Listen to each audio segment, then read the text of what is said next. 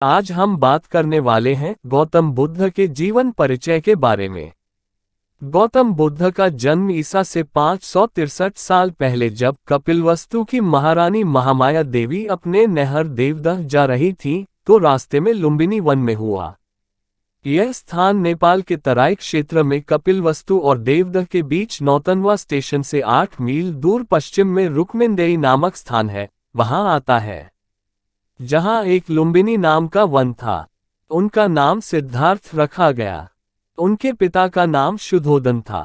जन्म के 7 दिन बाद ही मां का देहांत हो गया। सिद्धार्थ की मौसी गौतमी ने उनका लालन पालन किया। सिद्धार्थ ने गुरु विश्वामित्र के पास वेद और तो पढ़े ही, राजकाज और युद्ध विद्या की भी शिक्षा ली। कुश्ती, घुड़दौड़, तीर कमान, रथ हाँकने में कोई उसकी बराबरी नहीं कर पाता। सिद्धार्थ के मन में बचपन से ही करुणा भरी थी, उनसे किसी भी प्राणी का दुख नहीं देखा जाता था। यह बात इन उदाहरणों से स्पष्ट भी होती है। घुड़दौड़ में जब घोड़े दौड़ते और उनके मुंह से झाग निकलने लगता तब सिद्धार्थ उन्हें थका जानकर वहीं रोक देते और जीती हुई बाजी हार जाते थे। खेल में भी सिद्धार्थ को खुद हार जाना पसंद था, क्योंकि किसी को हराना और किसी का दुखी होना उनसे नहीं देखा जाता था। एक समय की बात है, सिद्धार्थ को जंगल में किसी शिकारी द्वारा तीर से घायल किया हंस मिला। उन्होंने उसे उठाकर तीर निकाला, सहलाया और पानी पिलाया। उसी समय सिद्धार्थ का चचेरा भाई देवदत्त वहां आया और कहने लगा कि यह शिकार मेरा है, मुझे दे दो। सिद्धार्थ ने हंस देने से मना कर दिया और कहा कि तुम तो इस हंस को मार रहे थे, मैंने इसे बचाया है। अब तुम ही बताओ कि इस पर मारने वाले का हक होना चाहिए कि बचाने वाले का। देवदत्त ने सिद्धार्थ के पिता राजा शुद्धोदन से इस बात की शिकायत की। शुद्धोदन ने सिद्धार्थ से कहा कि यह हंस तुम देवदत्त को क्यों नहीं दे देते, आखिर तीर तो उसी ने चलाया था। इस पर सिद्धार्थ ने कहा, पिताजी, यह तो बताए कि आकाश में उड़ने वाले इस बेकसूर हंस पर तीर चलाने का उसे क्या अधिकार था।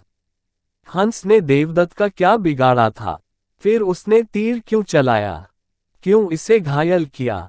मुझसे इस प्राणी का दुख देखा नहीं गया, इसलिए मैंने तीर निकालकर इसकी सेवा की, इसके प्राण बचाए। हक तो इस पर मेरा ही होना चाहिए। राजा शुद्धोदन को सिद्धार्थ की बात जंच गई। उन्होंने कहा कि ठीक है, तुम्हारा कहना, मारने वाले से बचाने वाला ही बड़ा है, इस पर तुम्हारा ही हक है।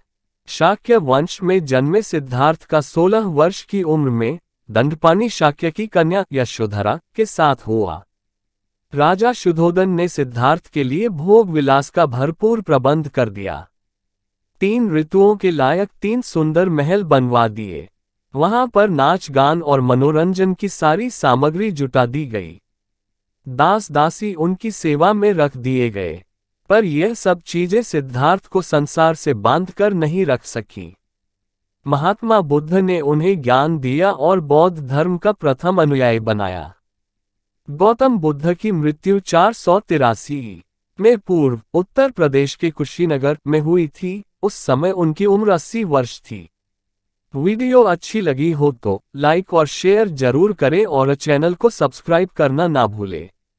धन्यवाद। जय हिंद।